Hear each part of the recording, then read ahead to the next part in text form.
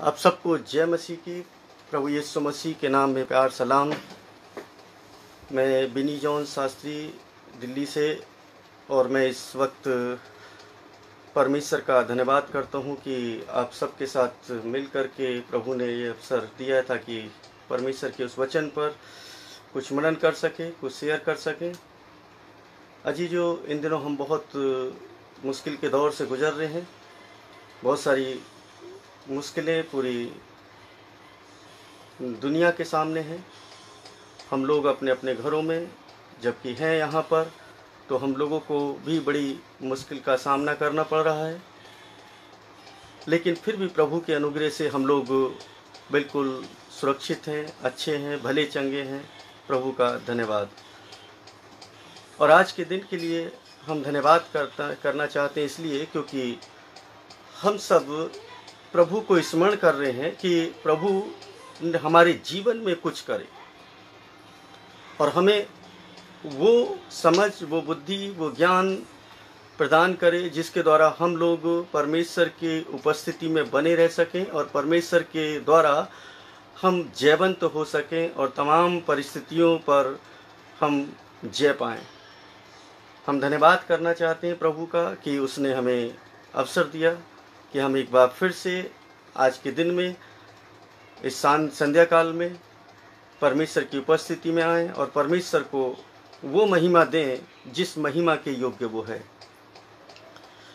अजी जो हम बाइबल को बहुत तरीके से पढ़ते हैं और जिसको जैसे समझ में आता है वैसे वो पढ़ता है। मेरा मानना यह है कि हर व्यक्ति अपने तरीके से ठीक कर रहा है और सब कुछ अपने अपने तरीके से सही ही होता है, लेकिन सोचने समझने की ज़रूरत है क्या वास्तव में हम लोग परमेश्वर के वचन को उस तरीके से अपने जीवन में अप्लाई करते हैं, उस तरीके से हम अपने जीवन में काम करने देते हैं जिस तरीके से परमेश्वर को चाहिए कि हमारे जीवन में कार्य करे। लेकिन होता क्या है कि हम लोग परमेश्वर के वचन को अलग ही तरीके से समझ लेते हैं, उसको सीख लेते हैं और उसके अनुसार हम करने का प्रयत्न करते हैं।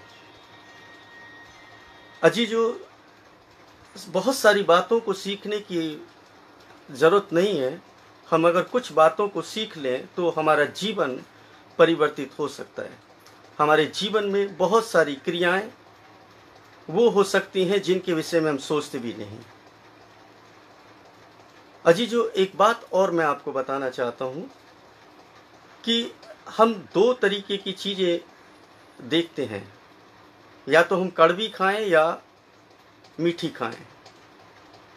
मीठी चीज़ खाना सब पसंद करते हैं, कड़वी चीज़ कोई खाना पसंद नहीं करता। और आप जानते हैं कि जितना ज़्यादा शक्कर खाएंगे, जितना ज़्यादा मीठा खाएंगे, आपकी बीमार होने के चांस उतने ही ज़्यादा हैं। लेकिन जब हम कड़वा खाते हैं तो उससे हमें लाभ होता है, हमारे स्वास्थ्य के लिए लाभदायक होता है। ठीक उसी तरीके से परमेश्वर के द्वारा दी गई शिक्षा, परमेश्वर के द्वारा दिया गया ज्ञान, उपदेश, नियम, आज्ञाएं, विधियां, वो हमारे लिए एक कड़वे टॉनिक के जैसे काम करती हैं। हम प्रभु से कुछ पाना तो चाहते हैं, लेकिन प्रभु के लिए क्या करना चाहते हैं, प्रभु हमारे जीवन में क्या करेगा, उसके विषय में हम विचार ही नहीं करते, और वो कैसे करेगा इस पर भी विचार नहीं करते। हम लोगों को चाहिए कि हम प्रभु के वचन को उसके तरीके से पढ़ें। मुझे नहीं मालूम कि कितने लोगों को यीशु मसीह की जीवनी पता है, यीशु मसीह ने अपने जीवन काल में क्या किया और कौन कौन सी क्रियाएं की। हमें कुछ कुछ बातों का याद रहता है, उसके बाद हम सब भूल जाते हैं। लेकिन आवश्यकता यह है कि आज हम प्रभु यीशु मसीह के द्वारा दिए गए उन उपदेशों को याद रखें, जो उपदेश, जो दृष्टांत, जो घटनाएं घटित हुई, जो चिन्ह और चमत्कार जिनके विषय में हम चर्चा करते हैं, उन सब के विषय में हमें जानने की आवश्यकता है। और वास्तविकता ये है कि हम लोग परमेश्वर के वचन को उस तरीके से नहीं देखते जिस तरीके से लिखा है। हम अपने तरीके से उसको सेट कर लेते हैं, हम अपने विचारों से उसको सेट कर लेते हैं, अपने विचारों से हम उनको ढाल लेते हैं और जो हमें अच्छा लगता है उसके तरीके से करते हैं। मैं बाइबल के हमेशा उन पदों को गौर करता हूं जहां पर प्रभु यीशु मसीह ने चेतावनी दी है, और उन चेतावनियों को मैं अक्सर इसलिए पढ़ता हूं क्योंकि उनके द्वारा मेरा जीवन एक शुद्धता की तरफ बढ़ता है। ये नहीं कि मैं शुद्ध हूँ, पवित्र हूँ, धर्मी हूँ, शास्त्री हूँ, ऐसा नहीं है कि मैं बहुत ज़्यादा सीख गया हूँ, बहुत कुछ हूँ, लेकिन कोशिश निरंतर है और उस कोशिश को करने के लिए निरंतर प्रयासरत रहता हूँ ताकि प्रभु के उस अनुग्रह को निरंतर प्राप्त कर सकूं। प्रभु यीशु मसीह ने क्या कहा, हम इस पर गौर करें। प्रभु यीशु मसीह का एक वचन मुझे याद आता है जो कि लूका रचित सुसमाचार उसके 6 बाब और उसके 46 पद के अंदर लिखा है, और वो कहते हैं कि जब तू मेरा कहना नहीं मानता तो मुझे हे प्रभु क्यों कहता है। बड़ी विचित्र सी बात है, मानो जैसे प्रभु यीशु मसीह आज मुझसे और आपसे कह रहे हैं कि जब तू मेरा कहना ही नहीं मानता तो मुझे हे प्रभु क्यों कहता है। वास्तव में हम लोग प्रभु यीशु मसीह का कहना मान रहे हैं? क्या हम प्रभु यीशु मसीह के कहे अनुसार चल रहे हैं? क्या हम प्रभु यीशु मसीह की आज्ञाओं का पालन करते हैं? क्या हम प्रभु यीशु मसीह के द्वारा जो अनुग्रह हमें मिला है उसका उपयोग करते हैं? क्या प्रभु यीशु मसीह को वो महिमा अपने जीवन के द्वारा देते हैं जिस महिमा के योग्य वो है? ये विचार करने का विषय है। लेकिन होता क्या है कि हम लोग तो बस प्रभु से प्रार्थना करेंगे, सब कुछ हो जाएगा। प्रभु प्रार्थना को सुनने वाला है। हम देखते हैं कि प्रभु यीशु मसीह ने हमारे जीवन के लिए जो कार्य किए हैं वो इतने महत्वपूर्ण हैं कि हम उनका वर्णन तक नहीं कर सकते सही ढंग में। प्रभु यीशु मसीह का एक एक उपदेश, एक एक चमत्कार, एक एक दिए गए तमाम इंडिकेशन, आज्ञाएं, वो सब हमें बहुत कुछ सिखाती हैं, लेकिन हम उस पर नहीं जाते और हम केवल और केवल आज के समय में कुछ और ही बातों पर लग गए हैं। अजीजों, मैं थोड़ा सा विचलित रहता हूं इस सब्जेक्ट को लेकर के। मैं पिछले 36 वर्षों से सेवा कार्य में संलग्न हूँ।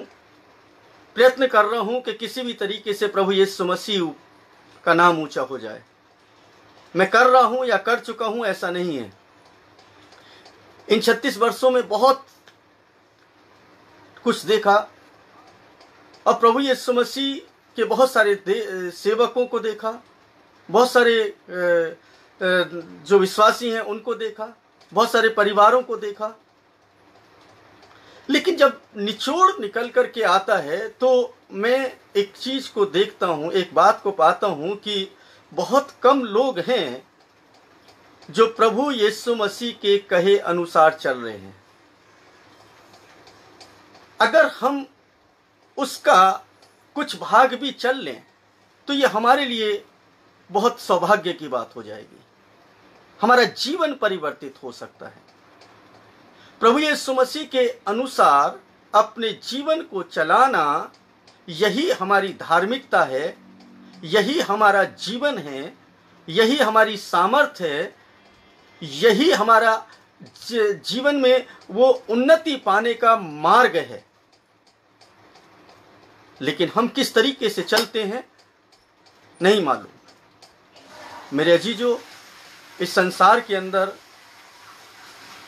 लाखों करोड़ों लोग हैं, अरबों लोग हैं जो प्रभु यीशु मसीह को जानते हैं, लेकिन कितने लोग हैं जो प्रभु यीशु मसीह की शिक्षा को ग्रहण करते हैं? ऐसा लगता है जैसे आज हर एक व्यक्ति से प्रभु यीशु मसीह कहते हैं, जब तू मेरा कहना नहीं मानता तो मुझे हे प्रभु तू क्यों कहता है। हम विचार करें कि क्या वास्तव में हम उसका कहना मान रहे हैं? जो उसने किया क्या वैसा हम करने के प्रयत्न कर रहे हैं? हम लोगों की आत्माओं के विषय में बात नहीं करते, लोगों के जीवन के विषय में बात नहीं करते। हम चंगाई के विषय में बात करते हैं, हम दूसरी मुश्किलें दूर हो जाएं उसके विषय में बात करते हैं, लेकिन किसी मनुष्य का जीवन बदल जाए उसके विषय में कभी चर्चा नहीं करते। मेरे जैसे बहुत सारे सेवक लोग हैं, भक्त लोग हैं, संत लोग हैं जो इस तरीके की विचारधारा रखते हैं जिस तरीके की मैं रखता हूं, और वो इस कार्य में लगे हैं। प्रभु उनको इस्तेमाल भी करता है, मुझ नाचीज कूड़े को भी वो कभी कभी इस्तेमाल करता है। आज मैं पहली बार आप लोगों के समक्ष हूं और मुझे एक दृष्टांत तो नहीं कहूंगा उसको, एक कहानी याद आती है जब प्रभु यीशु मसीह उसको कहानी के रूप में बताते हैं। और मुझे लगता है कि वो हर एक व्यक्ति को, जितने भी प्रभु यीशु मसीह को जानते हैं, सबको पता है। लेकिन वो कहता क्या है? बेसिक बातें। हम बेसिक बातों को छोड़ करके बड़ी बड़ी बातों पर पहुंच गए हैं। हम सामर्थ्य पर पहुंच गए हैं, पवित्र आत्मा की आग पर पहुंच गए हैं। वो आग कहीं दिखाई तो दे नहीं रही है। हमारा व्यक्तित्व तो नहीं बदला है, हमारी सोच नहीं बदली है, हमारे विचार नहीं बदले हैं, लेकिन पवित्र आत्मा हमारे अंदर है। अजीजों, बिना पवित्र आत्मा के तो कोई यीशु को प्रभु कह ही नहीं सकता। इसलिए हर व्यक्ति जो भी प्रभु के पास आता है, पवित्र आत्मा तो उसके पास है। अब सामर्थ्य है नहीं है वो ये अलग बात है, उसकी क्रिया है या नहीं है ये अलग बात है, क्योंकि बिना पवित्र आत्मा के कोई भी यीशु को प्रभु कह ही नहीं सकता। यूहन्ना रचित सुसमाचार उसके 15 बाब और उसके 1 पद से लेकर के अगर मैं 7 पद तक देखूं तो बहुत सुंदर वचन है वहां पर। और उन 7 पदों के अंदर मैं वो बातें देखता हूं जो आज नहीं पाई जाती और आपकी और मेरी जिंदगी से जुड़ी हुई हैं। अगर मेरा दावा है प्रभु यीशु मसीह में होकर के कि अगर इन 7 वचनों के अनुसार भी अपना जीवन ढाल लिया तो जीवन में हर प्रकार की संपन्नता, हर प्रकार का आनंद, हर प्रकार की खुशी, हर प्रकार के चिन्ह और चमत्कार, हर प्रकार का सामर्थ्य हर मनुष्य प्राप्त कर सकता है। लेकिन हम उसको पढ़ते हैं, सुनते हैं, अमल में लेकर के नहीं आते, विचार नहीं करते। प्रभु यीशु मसीह वहां पर कहते पहले पद में, सच्ची दाखलता मैं हूं, सच्ची दाखलता मैं हूं और मेरा पिता किसान है। प्रभु यीशु मसीह अपनी तुलना एक दाखलता से करते, एक बेल से करते हैं जो अंगूर की बेल है, और परमेश्वर की तुलना वो एक किसान से करते हैं। ये तुलनात्मक बातें हैं जो प्रभु यीशु मसीह अपने विषय में और परमेश्वर पिता के विषय में बात करते हैं। और वो लोग जो लोग परमेश्वर के वचन को जानते हैं, जो लोग परमेश्वर के वचन को समझते हैं, उनको मालूम है कि वास्तव में इसका महत्व क्या है। इसके महत्व को केवल वही लोग समझ सकते हैं जो लोग प्रभु यीशु मसीह के उन आज्ञाओं का पालन करने का प्रयत्न करते हैं। मैं ऐसा कभी नहीं कहता, मैं खुद नहीं कर पाता कभी पूरा। इस संसार के अंदर जब तक जीवन है तब तक हम लोग गलतियां करते रहेंगे। ऐसा हो नहीं सकता कि हम गलतियां ना करें। अगर जिस दिन हमारे जीवन से गलतियां खत्म हो गई, उस दिन हम इस दुनिया के में रहने लायक नहीं रह जाएंगे। लेकिन सवाल खड़ा होता है कि हम गलतियां करते कितना है, कितने परसेंटेज है गलतियों, हमारे अंदर कमियां हैं तो हैं, कितनी कमी है, कम है, ज्यादा है, ये हमें जानने की आवश्यकता है। सच्ची दाखलता मैं हूं और मेरा पिता किसान है। ये सत्य है, ये सत्यता है। इस सत्यता को हम झुठला नहीं सकते और ये सत्यता हमारे जीवन के लिए बहुत ही जरूरी है जानना कि हम एक दाखलता की डाली हैं और ये सत्य है। हम अगर यीशु मसीह के हैं तो हम एक ऐसी दाखलता की, ऐसी बेल की डाली हैं जिस डाली के अंदर फल आने चाहिए, जिस डाली के अंदर फल आना चाहिए। क्या वो फल आते हैं?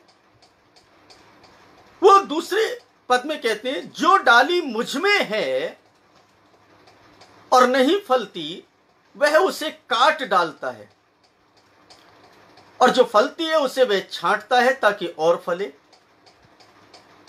अजी जो यहां पर अब हमारे विषय में बात कर रहे हो, जितने लोग उसमें जुड़ गए हैं, जितने लोगों ने यीशु को अपना उद्धारकर्ता स्वीकार कर लिया है, जितने लोग उस डाली में, उस दाखलता में डाली की भांति बन गए हैं, अब उनके विषय में चर्चा कर रहे हैं वो। और वो कहते हैं कि जो डाली, हर एक व्यक्ति नहीं, जितने लोग मुझे हे प्रभु कहते हैं, सब है ना स्वर्ग के राज्य में नहीं जाएंगे। वही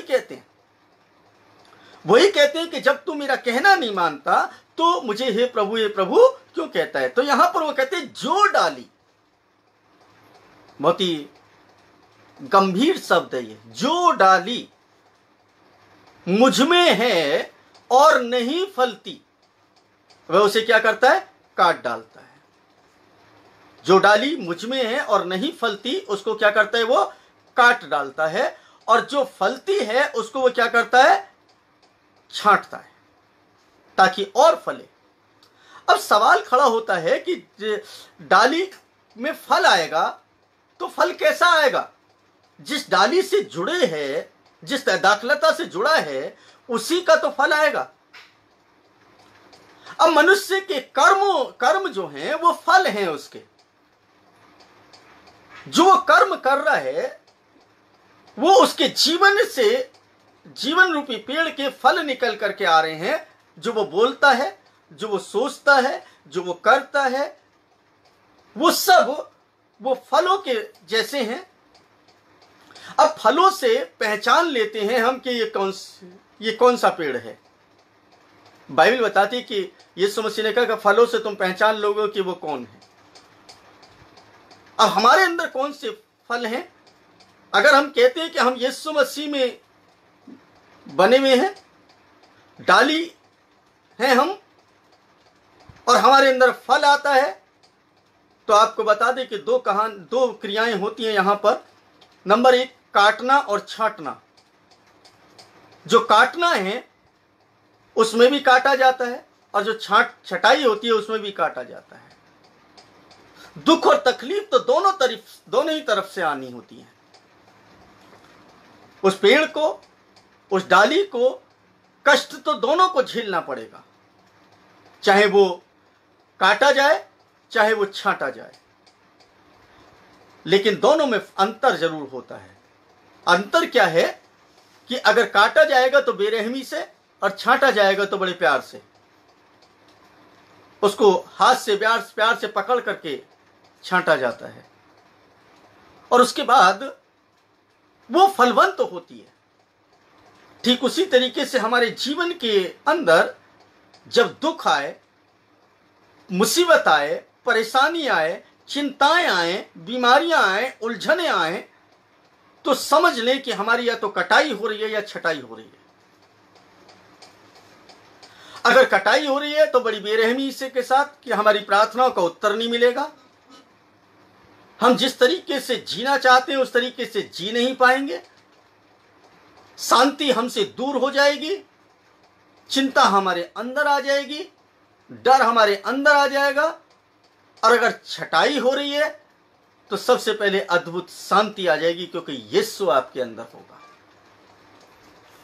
और जब यीशु आपके अंदर होगा तो फिर आप जो है अपने जीवन के अंदर उस शांति का अनुभव करेंगे कि आपकी छटाई भी आनंद का विषय बन जाएगी। फिर वो पद पूरा हो जाता है सारी बातें मिल करके भलाई को उत्पन्न करती हैं, अर्थात उन्हीं के लिए जो उसकी इच्छा के अनुसार बुलाए गए हैं। फिर हमें मालूम चलेगा कि हम वास्तव में उसकी इच्छा के अनुसार बुलाए गए हैं या नहीं बुलाए गए हैं। फिर हमें पता चल जाएगा कि वास्तव में हम लोग प्रभु यीशु मसीह के उस वचन के अनुसार अपने जीवन को चला पा रहे हैं या नहीं चला पा रहे हैं। अजीजो, तीसरा पद वो कहता है कि तुम तो उस वचन के कारण जो मैंने तुमसे कहा है शुद्ध हो।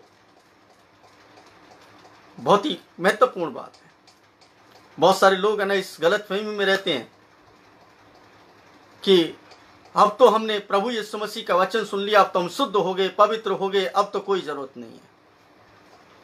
अजीजो, परमेश्वर का वचन कहता है कि हम बर्तन के हैं जैसे हैं। हम बर्तन हैं, और अगर बर्तन हैं तो एक बात ध्यान रखिए कि बर्तन को रोजाना साफ करना आवश्यक है। उसको साफ करना पड़ता है।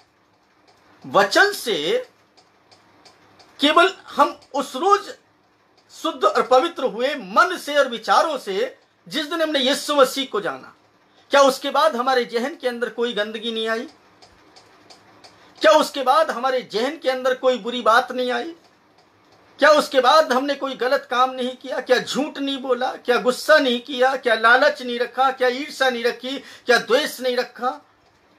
हर प्रकार की कमियां तो हमारे अंदर बार बार आती रही।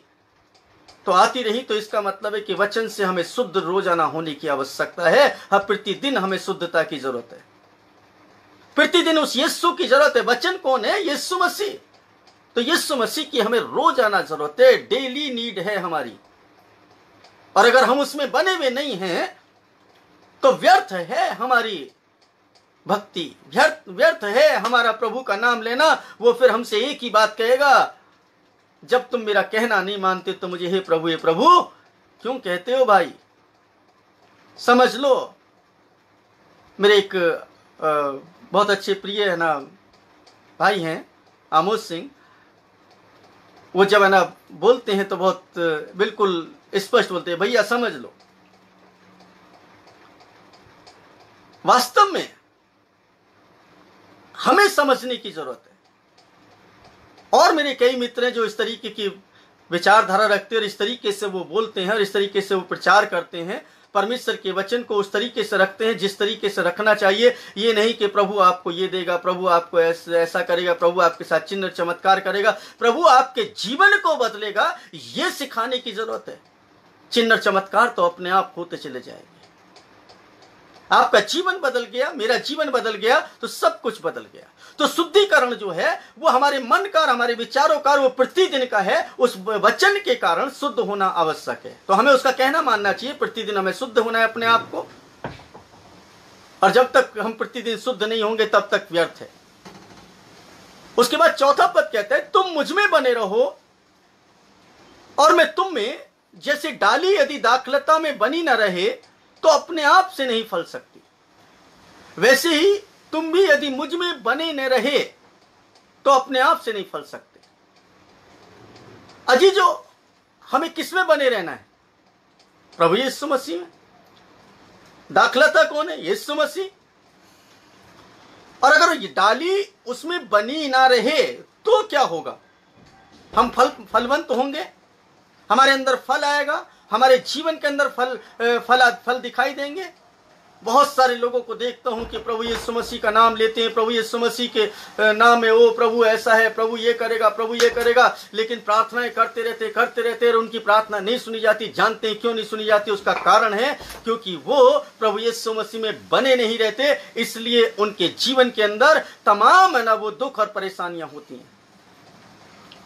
तुम मुझ में बने रहो और मैं तुम में। जैसे डाली यदि दाखलता में बनी न रहे तो अपने आप से फल नहीं सकती, अपने आप से नहीं फल सकती। एक टहनी ले लीजिए, उसको काट दीजिए, थोड़ा सा दिखाई देगी कि वो जुड़ी हुई है, लेकिन वो कुछ दिन तक तो हरी दिखाई देगी, उसके बाद वो क्या होगी? सूख जाएगी। ठीक उसी तरीके का मनुष्य का जीवन है। वह प्रभु यीशु मसीह से लगा तो रहता है, प्रभु यीशु मसीह के साथ लगा रहता है और कहता है हो मैं तो प्रभु में हूं, प्रभु में हूं, प्रभु में हूं, प्रभु में हूं, चर्च भी जाता है, आराधना भी करता है, बाइबल भी पढ़ता है, सब कुछ करता है, लेकिन उसमें बना हुआ नहीं है, पोषण नहीं आ रहा है, इसलिए फलवंत नहीं हो रहा है, फल नहीं आ रहा है उसके जीवन के अंदर। हर तरीके का फल, आत्मिक स्तर पर उन्नति, शारीरिक तौर पर उन्नति, मानसिक तौर पर उन्नति, भौतिक तौर पर उन्नति, हर प्रकार की उन्नति, हर प्रकार का फल उसके अंदर होना चाहिए। और अगर हम उसमें नहीं बने रहे तो हम अपने आप से नहीं फल सकते, हम अपने आप से नहीं फल सकते। इसलिए जरूरत है कि हम उसमें बने रहें और वो हम में बना रहे। और जब तक हम उसमें बने हैं तब तक वो हमें फलवंत करता रहता है। उसमें बने रहने से हमारे साथ में एक भलाई होती है कि उसका सामर्थ्य हमें निरंतर मिलता है, उसके सामर्थ्य में हम बढ़ते चले जाते हैं।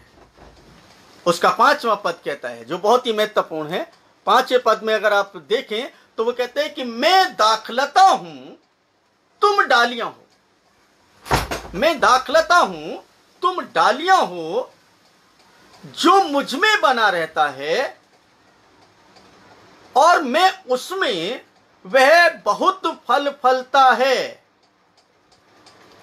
जो मुझ में बना रहता है और मैं उसमें, वह बहुत फल फलता है। हम लोग बहुत ऊंचा उठना चाहते हैं, हम लोग ऊंचाई को पकड़ना चाहते हैं, हम लोग सफल होना चाहते हैं, हम अपने जीवन में हर प्रकार की खुशी चाहते हैं, किसी तरीके की कोई कमी हमारे जीवन के अंदर होने ना पाए। जानते हैं ये कैसे मिल सकता है? वो कहते हैं मैं दाखलता हूं, तुम डालियां हो। वो दोबारा रिपीट कर रहा है, दोबारा बताने की कोशिश कर रहा है। एक बार नहीं बल्कि 2 बार कहते हैं कि मैं तो क्या हूं, दाखलता हूं और तुम क्या हो, डालियां हो। और जब तक डाली दाखलता के अंदर, जब तक टहनी पेड़ के अंदर नहीं जुड़ी है, तब तक उसके अंदर फल नहीं आ सकता। दिखाने के लिए नहीं, बल्कि पोषण तो उसको वहीं से मिलेगा। इसलिए अपने आप को उसके साथ जोड़ करके रखें, अपने आप को उसके साथ बना करके रखें। और जब इस तरीके से अपने आप को जोड़ करके बना करके रखते हैं, तब परमेश्वर का सामर्थ्य आपके अंदर काम करता है। मैं दाखलता हूं, तुम डालियां हो। जो मुझ में बना रहता है और मैं उसमें, वह बहुत फल फलता है, क्योंकि मुझसे अलग होकर के तुम कुछ भी नहीं कर सकते। अजीजों, गौर करो, विचार करो, सोचो। जब जब आप और मैं प्रभु यीशु मसीह से अलग होकर के कोई भी क्रिया करते हैं, जब जब हम प्रभु यीशु मसीह से अलग रह करके कोई भी कार्य करते हैं, हमें सफलता मिली कभी? चाहे वो कोई भी कार्य हो, XYZ। अगर आप प्रभु यीशु मसीह को जानते हैं, यदि आप परमेश्वर को जानते हैं, तो जरूरत है कि आपको और मुझको प्रभु यीशु मसीह में बने रहने की आवश्यकता है। और अगर हम बने हैं तो एक बात आप ध्यान रखें कि प्रभु यीशु मसीह में बने रहने के कारण हम बहुत सा फल ले करके आ सकते हैं। हमारे जीवन के अंदर फल होंगे, और वो फल भी थोड़े बहुत नहीं, बहुत फल होंगे। हम थोड़े फलों की बात नहीं करते। हमारा पिता जो है वो इस संसार का मालिक है, इस दुनिया का मालिक है। मैं एक बात कहता हूँ, एक बात मुझे समझ में आती है। मुझसे कोई पूछता है आप कौन है? मैं कहता हूँ इस दुनिया के जो मालिक है उसका बेटा हूँ मैं। दुनिया के तमाम बैंक मेरे हैं, दुनिया की तमाम दौलत मेरी है, लेकिन उसके लायक नहीं हूँ, इसलिए वो मुझे देता नहीं है। जितना लायक हूँ उतना वो मुझे दे देता है, और जब मैं जितने ज़्यादा के लायक नहीं हूँ तो ज़्यादा नहीं देता, क्योंकि मैं उसमें पूरी रीति से नहीं बना रहता। फल तो तभी आएगा जब बने रहेंगे, क्योंकि मुझसे अलग होकर के तुम कुछ भी नहीं कर सकते। ये वास्तविकता है। हम लोग प्रभु यीशु मसीह से अलग होकर के कभी कुछ कर ही नहीं सकते।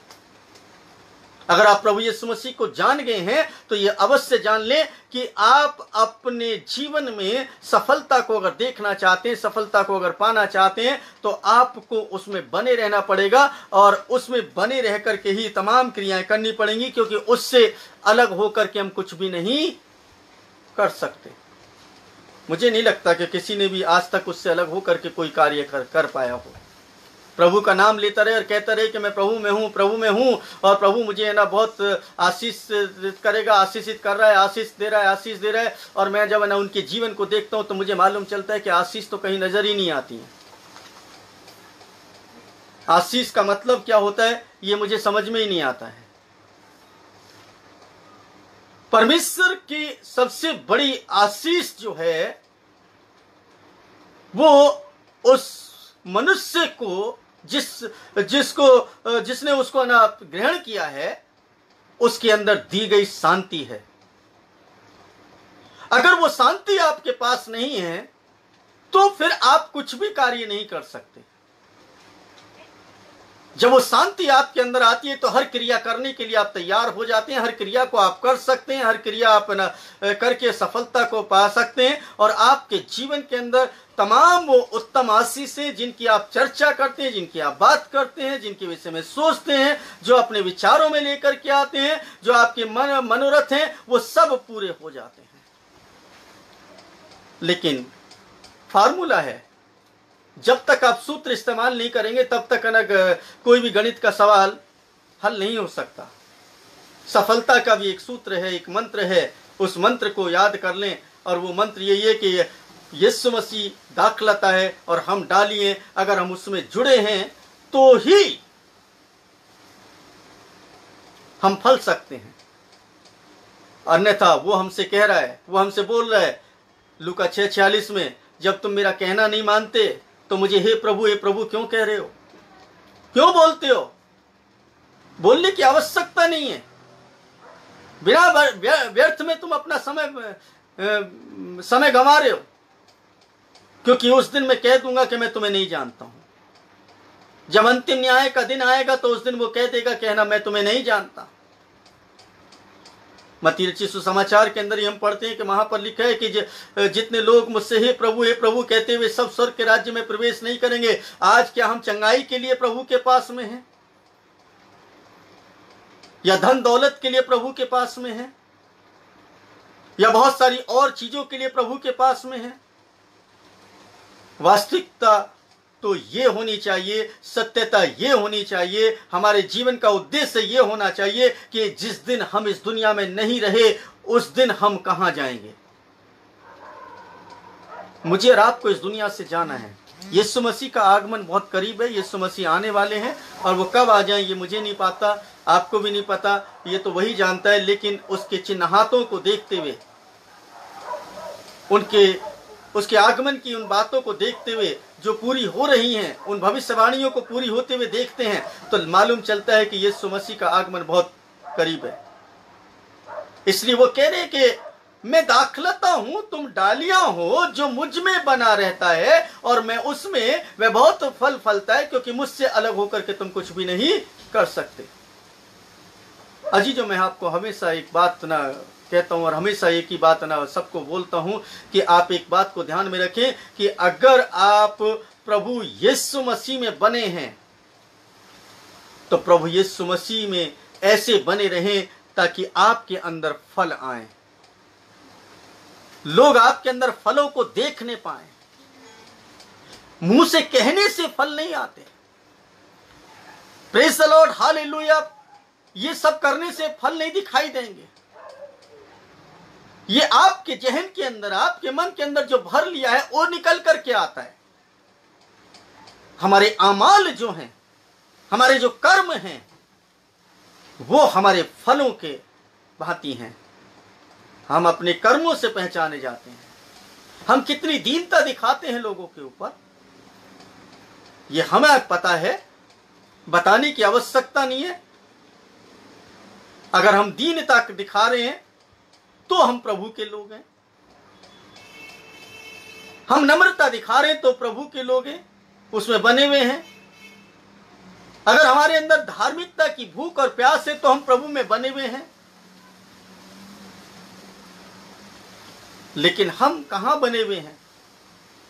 बस थोड़ी देर सबने दुआ करनी है, बाइबल पढ़ना है, एक कोरम पूरा करना है, उसके बाद क्या होगा? सब व्यर्थ है। परमेश्वर दिखावे का परमेश्वर नहीं है। मत्ती 6 उसके पहले पद में लिखा है, सावधान, लोगों को दिखाने के लिए अपने धर्म के काम मत करो। अजी जो हमें अपने धर्म के काम लोगों को दिखाने के लिए नहीं करने हैं, बल्कि अपने लिए करने हैं। हम दूसरों को क्या दिखाएंगे? हमें अपने आप को दिखाना है कि हम कहां हैं। अगर आज प्रभु यीशु मसीह आ जाए तो क्या हम वास्तव में उससे जुड़े हुए हैं? हम उस दाखलता के अंदर जुड़े हुए हैं? सोचें, विचार करें। हम अपनी दुनिया में खोए हैं, अपने तरीके से जी रहे हैं, अपने विचारधारा को ही लगाए हुए हैं। अजी जो जिस दिन प्रभु यीशु मसीह आएगा, जिस दिन मैं और आप इस दुनिया से जाएंगे, ना तो आपके साथ कोई जाने वाला है, ना मेरे साथ कोई जाने वाला है। मुझे और आपको अकेले ही जाना पड़ेगा। और जिस दिन इस दुनिया से जाएंगे ना, उस दिन सारे रिश्ते नाते सब खत्म हो जाएंगे। बस एक ही रिश्ता रहेगा, या तो हम प्रभु के होंगे या दुष्ट के होंगे। अब ये हमें डिसाइड करना है कि हमें किसमें बने रहना है, कौन सी क्रियाएं करें जिससे कि हमारे अंदर अच्छे फल आए, ताकि हम लोग परमेश्वर के राज्य में प्रवेश कर सकें। उसका 6ठा पद कहता है, यूहन्ना 15 उसके 6ठे पद में जैसे लिखा है, यदि कोई मुझ में बना ना रहे। एक बहुत ही महत्वपूर्ण बात है यहां पर,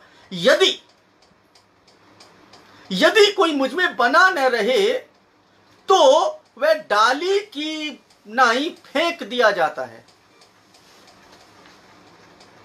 आप समझ लें अजीजों, मैं बहुत ही गंभीरता से इस बात को लेता हूं, और अधिकतर लोग इस बात को गंभीरता से लेना नहीं चाहते। जब तक प्रभु यीशु मसीह में आप बने नहीं है तो आपको बता दें कि वो डाली की भांति फेंक दिया जाता है। जगह डाली है ना, में कोई भी आपके घरों में पौधे लगे होंगे, या आप ना किसी भी नर्सरी में देखते होंगे, या किसी माली को कार्य करते हुए देखते होंगे, या किसी खेत में कार्य करते देखते होंगे, तो जो पत्ता सूख जाता है, जो डाली सूख जाती है, वो उसको क्या करता है? तोड़ता है और तोड़ करके फेंक देता है। जब तक लगी है तब तक ठीक है, लेकिन जिस दिन उसकी नजर पड़ जाती है कि ना ये सूख गई है, उसी दिन उस पत्ते को हटा देते हैं, उस टहनी को हटा देते हैं, उस डाली को हटा देते हैं। क्यों हटा देते हैं? क्योंकि उसकी वजह से दूसरी जो टहनी है, जो दूसरी डालियां हैं, उस पर उसका नेगेटिव प्रभाव पड़ेगा। प्रभु कहते हैं कि यदि कोई मुझ में बना ना रहेगा तो वह डाली की नाई फेंक दिया जाएगा। वास्तव में परमेश्वर चाहता है कि हम उसमें बने रहें, और अगर हम नहीं बने हैं तो कहीं ऐसा ना हो कि हम लोगों को फेंक दिया जाए। अजीजों, आप मीठा मीठा प्रचार बहुत सुनते होंगे। प्रभु यीशु मसीह प्रचार कार्य करने के लिए नहीं, उपदेश देने के लिए आया। बहुत ही महत्वपूर्ण बात बता रहा हूं आपको, ये समझ लें। यीशु मसीह ने उपदेश दिए, प्रचार नहीं किया। हम प्रचार कर रहे हैं, प्रचार एडवर्टाइजमेंट नहीं करने आया, वो उपदेश देने आया। क्या उसके उपदेशों पर हम चल पा रहे हैं? ये उसके उपदेश है। यूहन्ना 15 को जो हम पढ़ रहे हैं तो ये उपदेश है उसका, ये उपदेश है। लूका 6:46 में पढ़ रहे हैं, वो कहते हैं कि ना, जब तुम मेरा कहना नहीं मान रहे तो मुझे हे प्रभु क्यों कह रहे हो? ज्यादा शुगर खाना बंद करें मेरे अजीजों, डायबिटीज हो जाएगी। प्रभु से वो कुछ कड़वे वचन भी ले लें, तीखे वचन ले लें, उनके ऊपर मनन करना शुरू कर दें, आपका स्वास्थ्य अच्छा हो जाएगा। आयुर्वेद में कहते हैं कि नीम खाओ बहुत अच्छा है, करेला खाओ बहुत अच्छा है, कड़वा होता है ना इसलिए, लेकिन खाते नहीं है। क्यों नहीं खाते? क्योंकि लगता है अरे कड़वा है, नहीं खाना है। लेकिन आपको मालूम है जो लोग वो खाते हैं ना वो बीमार नहीं होते। उसी तरीके से जब आप कड़वे वचन प्रभु यीशु मसीह के द्वारा कहे गए उन शब्दों पर, उन विचारों पर, उन उपदेशों पर आप जब दृष्टि करने लगेंगे, गौर करने लगेंगे, तो वास्तव में आपका जीवन स्वस्थ हो जाएगा। जिन बीमारियों से हम ग्रसित हैं वो बीमारियां खत्म हो जाएंगी। चाहे वो किसी भी किस्म की हमारी सोच, हमारे विचार, हमारी कार्य करने की शैली हो, कुछ भी क्यों ना हो, सब कुछ बदलता चला जाएगा। हमें भीड़ की आवश्यकता नहीं है। सोचना चाहिए कि हमें भीड़ नहीं चाहिए। हमें अपने जीवन के अंदर वो क्रिया करनी चाहिए, चाहे हम 1000 लोगों को, 10,000 लोगों को अगर हम परमेश्वर का संदेश सुना रहे, अगर उसमें से एक जन भी प्रभु के पास आ गया तो आपने बहुत बड़ी जंग को जीत लिया। यदि कोई मुझ में है बना न रहे तो वह डाली की बनाई फेंक दिया जाता है और सूख जाता है। आप देखेंगे बहुत सारे लोग जो हैं कुछ दिन के बाद निराशा में चले जाते हैं। हाय प्रभु ने मेरे साथ ऐसा नहीं किया, प्रभु ऐसा क्यों कर रहा है, प्रभु ऐसा क्यों कर रहा है। अरे प्रभु की गलती नहीं है, ये गलती तो तेरी है, क्योंकि तू बना ही नहीं रहा। वो दाखलता थी, तू डाली थी। उसने कहा था कि तू बना रहे, पिता जो है सींच देगा, वो किसान है, लेकिन तू बने नहीं रहना चाह। अब तू है ना कहते हैं कि मेरे साथ ऐसा क्यों हो रहा है।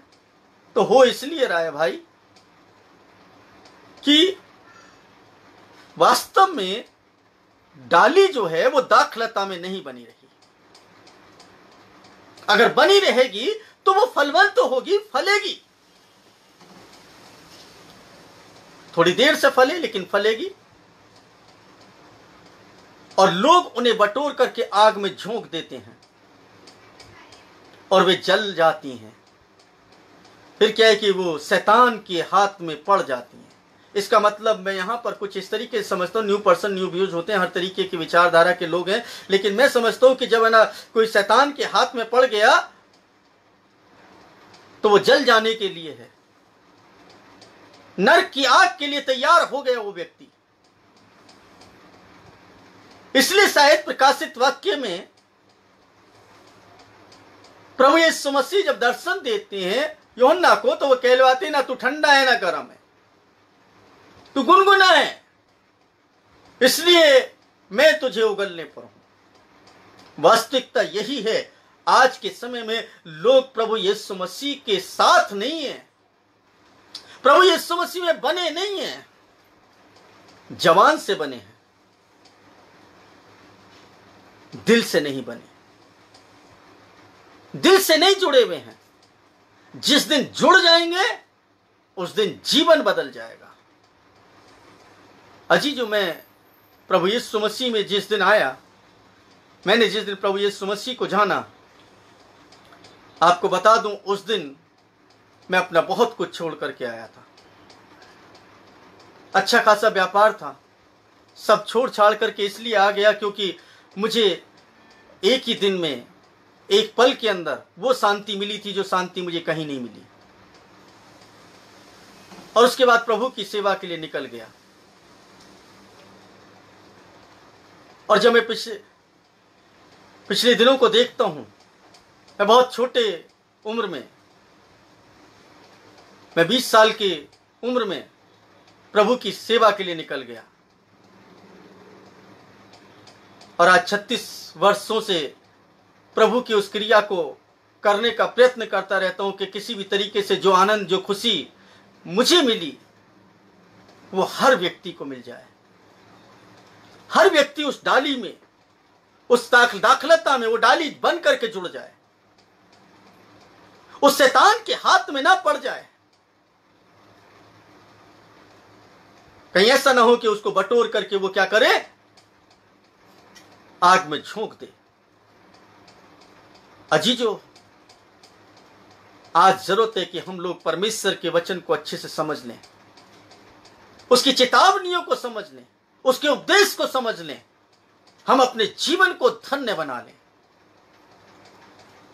मुश्किलें तो आएंगी, दुख तो आएंगे, क्लेश तो आएंगे, चिंताएं तो आएंगी, डर तो आएगा, गरीबी तो आएगी, बीमारी तो आएगी।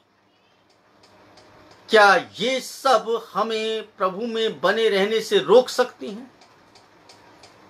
मैं कहता हूं कि जब ये आएंगी तो ये छटनी का कार्य करती हैं हमारे जीवन के अंदर, ताकि हम और अधिक फल जाए। हमें फलना है, हमें फलवंत तो होना है। उसका 7वां पद कहता है, यूहन्ना 15 उसके 7वें पद में लिखा है, यदि तुम मुझ में बने रहो। बार बार बने रहने के लिए यहां पर ना उपदेश दे रहे हो, एक बार नहीं बल्कि बार बार बोल रहे हो, यदि तुम मुझ में बने रहो और मेरी बातें तुम में बनी रहें, यानी मेरे वचन तुम में बने रहें, तब जो कुछ मांगोगे वो तुम्हारे लिए हो जाएगा। हालेलुया। बोल सकते हैं, प्रभु की महिमा है। अधिक हालेलुया बोलने से हम धर्मी नहीं बन जाएंगे। धार्मिकता तो हमारे कर्म डिसाइड करेंगे। हम अपने कर्मों से जाने और पहचाने जाएंगे कि वास्तव में क्या हम प्रभु के राज्य के लिए तैयार हैं या नहीं है, प्रभु के वचन के अनुसार जीवन को चला रहे हैं या नहीं चला रहे हैं।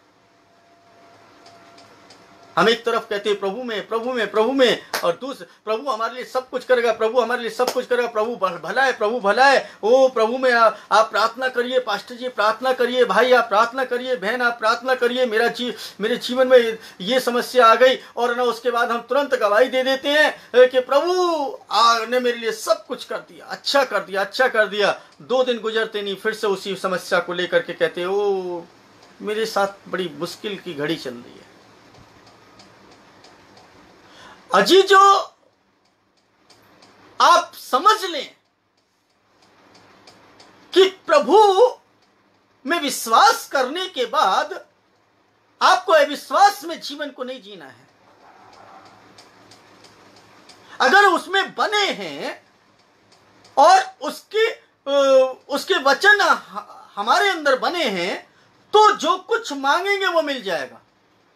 ज्यादातर यही सिखाया जाता है, मांगो तो तुम्हें दिया जाएगा, ढूंढो तो तुम पाओगे, खटखटाओ तो तुम्हारे लिए खोला जाएगा। ऐसे शब्दों के अलावा, ऐसे वचन के अलावा हमें कुछ नहीं सिखाया जाता। इसलिए मांगते रहते मांगते रहते मांगते रहते मिलता नहीं है। मिलने की एक प्रक्रिया है, उस प्रक्रिया को समझ लेंगे तो परमेश्वर आपको बिना मांगे वो चीजें देगा जिन चीजों को की आपको आवश्यकता है, क्योंकि आपके जीवन के लिए वो चीजें ज्यादा जरूरी हैं जो वो समझता है, वो चीजें जरूरी नहीं है जो हम समझते हैं। अजी जो इस बात को ध्यान में रखें, जो चीज हमारे लिए अच्छी है, हम सोचते कि अच्छी है, वो जरूरी नहीं है कि प्रभु की दृष्टि में अच्छी होगी। प्रभु हमें वो चीजें देगा जो चीजें हमारे लिए अच्छी होंगी, जो हमें अच्छी लगती है वो नहीं देगा। और अगर हम लोग परमेश्वर के वचन में बने रहें और उसकी बातें हमारे अंदर बनी रहें तो जो कुछ मांगेंगे वो मिल जाएगा। अगर उसके अंदर बने हैं, उसकी बातें हमारे अंदर बनी हैं, फिर व्यर्थ की चीजें मांगेंगे ही नहीं आप। ना मैं मांगूंगा ना आप मांगेंगे। अजी जो हम अपने व्यक्तित्व से पहचाने जाते हैं, हम अपनी सोच और विचारों से पहचाने जाते हैं, हम अपने कार्यों से पहचाने जाते हैं, हम अपने रहन सहन से पहचाने जाते हैं। हमारी पहचान जो है वो परमेश्वर के साथ चल करके और अपने कर्मों को दिखा करके पहचाने जाते हैं कि हम किस तरीके की चाल चल रहे हैं। और हमारे कर्म डिसाइड करते हैं कि वास्तव में हमारा जीवन धार्मिकता का है या नहीं है। अजीजो, कोशिश करने में कुछ नहीं जाता, और जब चल रहे होते हैं ना तो ये भी जरूरी नहीं है कि हम लोग है ना पूरी रीति से चल पाएंगे। जितना चल पाए उतना ज्यादा अच्छा है हमारे लिए। जीवन खत्म हो जाएगा। पूरी रीति से तो ना आप चल सकते हैं ना मैं चल सकता हूं। अगर कोई व्यक्ति कहता है कि मैं पूरी रीति से प्रभु के साथ चलता हूं, परमेश्वर के साथ चलता हूं, तो मैं आपको बता दूं कि सबसे बड़ा झूठ है, क्योंकि इस पृथ्वी पर रह करके तो हम पूरी रीति से चल ही नहीं पाते हैं। कुछ ना कुछ गलतियां तो रोजाना होती हैं। हम उस वचन के कारण शुद्ध हो गए जो दूसरे पद में पढ़ा है, तीसरे पद में पढ़ा ना हमने, तुम तो उस वचन के कारण शुद्ध हो जो मैंने तुमसे कहा है। एक बार शुद्ध हुए थे ना, अब हमेशा तक शुद्ध हो गए क्या? फिर गलतियां नहीं कर रहे, फिर झूठ नहीं बोल रहे, फिर गुस्सा नहीं कर रहे, फिर ईर्ष्या नहीं कर रहे, फिर लालच नहीं रख रहे, फिर बुराई नहीं कर रहे, सब कुछ तो वही कर रहे हैं।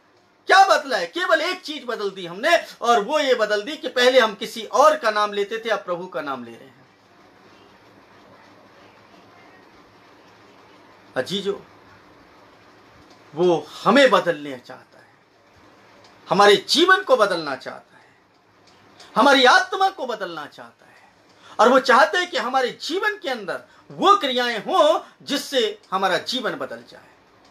यदि तुम मुझ में बने रहो और मेरी बातें तुम में बनी रहे, तो जो चाहो मांगो वह तुम्हारे लिए हो जाएगा। और उसका 8वां पद कहता है, मेरे पिता की महिमा इसी से होती है।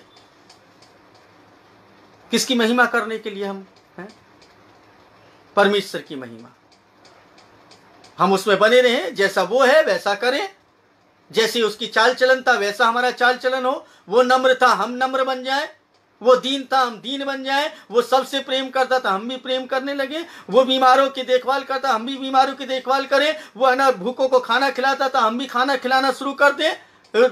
जिसके बाद पानी नहीं है उनको पानी पिलाएं। वो क्रियाएं तो हम कर नहीं रहे, बस क्या कर रहे हैं? ओ नहीं, मैं तो बस प्रभु में हूं। प्रभु की बातों में बने रहना, उसमें चलना एक बड़ी बात है।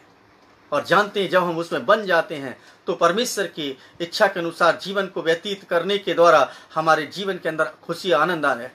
फिर पिता की महिमा होने लगती है, और पिता चाहते हैं कि तुम बहुत सा फल लेकर के, और थोड़े फल की बात नहीं करता वो। आप थोड़े फल की बात कर रहे हैं, वो तो आपको रईस बनाना चाहता है। वो आपको दुनिया का ताकतवर इंसान बनाना चाहता है, बहुत सा फल देना चाहता है वो। और वो फिर हमें एक अच्छे चेले के रूप में देखना चाहता है। हम क्या चेले के रूप में हैं? मेरे जी, जो हम देखते हैं इस 8 पदों के अंदर बहुत कुछ छिपा है। हम देखते हैं यहाँ पर दाखलता का जिक्र है, किसान का जिक्र है। यीशु मसीह दाखलता है, पिता किसान है, डाली हम लोग हैं।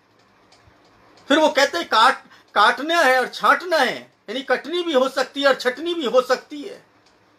वचन के द्वारा हमारी शुद्धता रोजाना होनी चाहिए। वो रोजाना चाहता है, फल लगना चाहिए। उससे अलग होकर के हम कुछ भी नहीं कर सकते हैं। वहां पर लिखा है कि हम फेंके जा सकते हैं, हम सूख सकते हैं, हम जलाए जा सकते हैं। लेकिन यहां पर हम देखें कि वो ये भी कहता है कि मनचाही वस्तु भी हम पा सकते हैं, बहुतायत के साथ पा सकते हैं।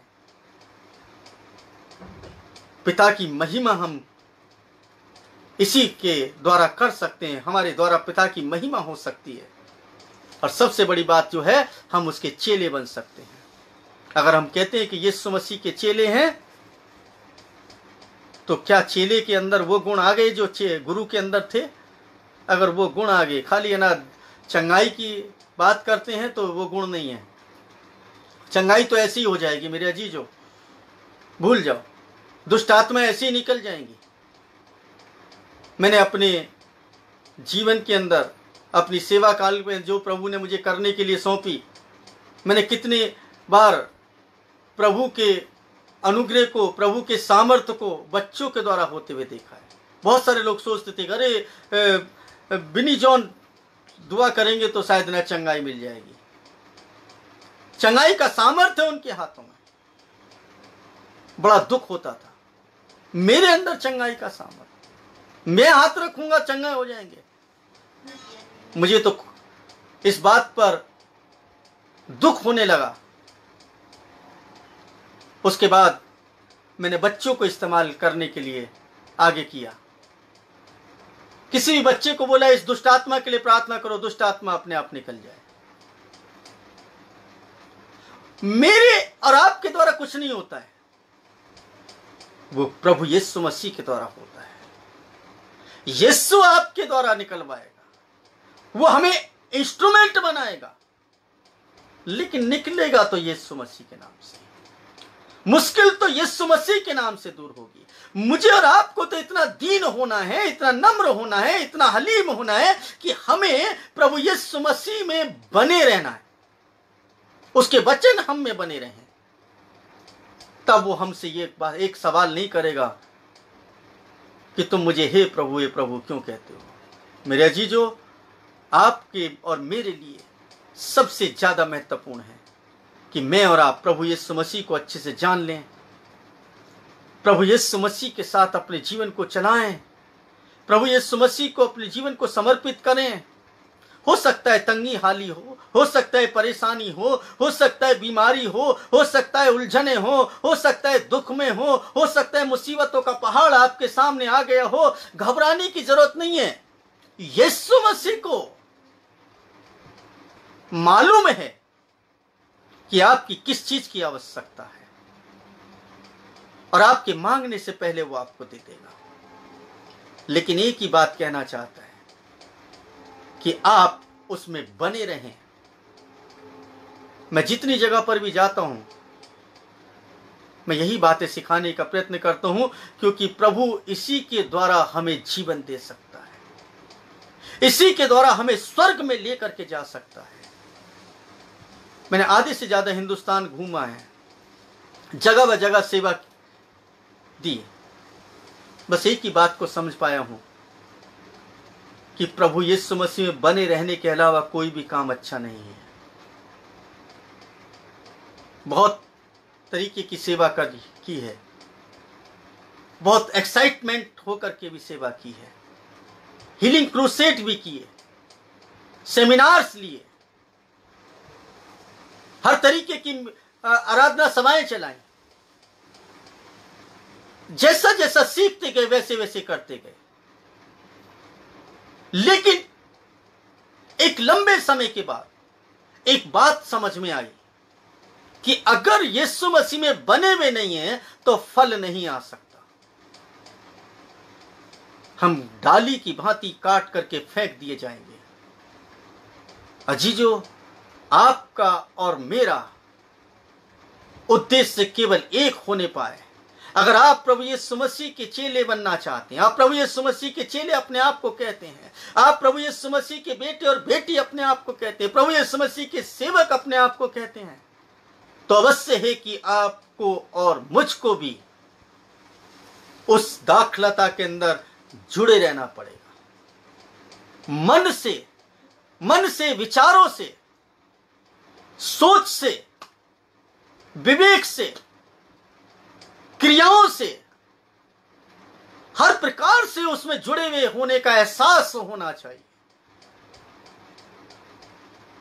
आपके अमालों को देख करके लोग पहचान पाएंगे कि वास्तव में ये प्रभु में बना है या नहीं बना है। हमारी विचारधारा को देख करके लोग बता सकते हैं कि ये प्रभु में बना है या नहीं बना है। अजीजों, प्रभु हम सबसे प्रेम करता है और उसका प्रेम अद्भुत है। उसके प्रेम को व्यर्थ ना जाने दें। वो मेरे और आपके लिए आया, वो इसलिए आया ताकि हम लोग उसमें बने रह सके। वो इसलिए आया कि मैं और मेरे और आपके द्वारा अपने पिता की महिमा को वो ले सके, मुझे और आपको इस्तेमाल कर सके। मैं और आप इस योग्य नहीं है कि हम कुछ उसके लिए कर सकें। हम अयोग्य दास हैं, अयोग्य सेवक, अयोग्य बेटे और बेटियां हैं। कोई योग्यता नहीं है। कोशिश कर रहे हैं कि किसी तरीके से उस खिदमत को कर पाएं जो खिदमत उसने सौंपी है। कोई बड़ा कार्य नहीं कर रहे हम। प्रचार कार्य या आज हम उपदेशक के रूप में कार्य कर रहे हैं, उपदेश दे रहे हैं, तो कोई बड़ा कार्य नहीं कर रहे हैं। उसने हमें शांति दी, उसने जीवन दिया, उसने आनंद दिया, उसने खुशी दी, उसने अच्छा स्वास्थ्य दिया, अच्छे रहने के लिए जगह दी, अच्छा जीवन दिया है। इतना सब कुछ देने के बाद अगर मान लीजिए हम उसकी प्रशंसा ना कर सके, उसका नाम ना ले सके, उसके नाम का बखान ना कर सके, तो हमसे ज्यादा एहसान फरामोश कोई नहीं हो सकता। इसलिए जरूरत है कि हम लोग परमेश्वर की इच्छा के अनुसार अपने जीवन को चलाएं। परमेश्वर चाहता है कि हमारे जीवन में इसी तरीके से चलता रहे और हम में से हर एक जन प्रभु यीशु मसीह के साथ बना रहे। अजीजों, प्रभु यीशु मसीह हमसे ये ना पूछने पाए, यदि तुम मुझसे प्रेम करते हो तो मेरी आज्ञाओं को क्यों नहीं मानते हो। वो हमसे ये ना कहने पाए, जब तुम मेरा कहना नहीं मानते तो मुझे हे प्रभु क्यों कहते हो। वो कहने पाए, ये डाली है जो मुझ में बनी हुई है, इसलिए मैं इसको फलवंत करूंगा, इसलिए मैं इसके अंदर फल लेकर के आऊंगा। ये मेरा वो अच्छा चेला है, ये मेरा वो अच्छा शिष्य है जो बहुत सा फल लेकर के आ सकता है। क्या मैं और आप वो फल लाने वाले शिष्य, वो बेटे और बेटियां बनने के लिए तैयार हैं? अगर तैयार हैं तो प्रभु भी हमें बनाने के लिए तैयार है। वो हमें सामर्थ देने के लिए तैयार है, वो हमें बल देने के लिए। प्रभु हम सबको आशीष दे, आपको भी आशीषित करे और हम सब की अगुवाई करे अपने साथ चलने में, और उस दाखलता में बने रहने में हमारी सहायता कर सके। और प्रभु हम सब के साथ हो और इस पूरी दुनिया को एक शांति दे। और जो इन दिनों में कोरोना के रूप में जो भयंकर बीमारी पूरे विश्व में फैली है, उसके लिए भी हम चाहते हैं कि हम प्रार्थना करें। हम छोटी सी प्रार्थना करेंगे। पवित्र सामर्थी परमेश्वर, हम इस वक्त में आपके करीब आते हैं जबकि पूरा विश्व इस वक्त में बड़े महामारी से जूझ रहा है और बड़े दुख और पीड़ा में है। अनेकों जाने इस बीमारी के कारण जा चुकी हैं। हमारे भारत में भी बहुत सारी जाने जा चुकी हैं। बहुत सारे लोग इस कोरोना वायरस से ग्रसित हो चुके हैं। हमारी प्रार्थना, विनती, निवेदन है कि आप उन सब के ऊपर अपनी दया दृष्टि बना करके रखें और उनको छुएं और चंगाई दें जो इस वक्त में ग्रसित हैं, और जितने लोग स्वस्थ हैं उनकी रक्षा और सुरक्षा करें। पिता, हम आपसे विनती निवेदन प्रार्थना करते हैं तमाम संसार के लिए, हर एक संसार के व्यक्ति के लिए, कि आप उनकी रक्षा और सहायता करें।